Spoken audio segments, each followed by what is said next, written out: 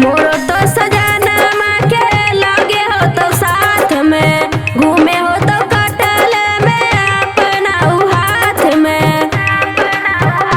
हे गे मोरो तो सजनमा के लगे हो तो साथ में, घूमे हो तो कटल में अपना उ हाथ में। प्रीति चौहान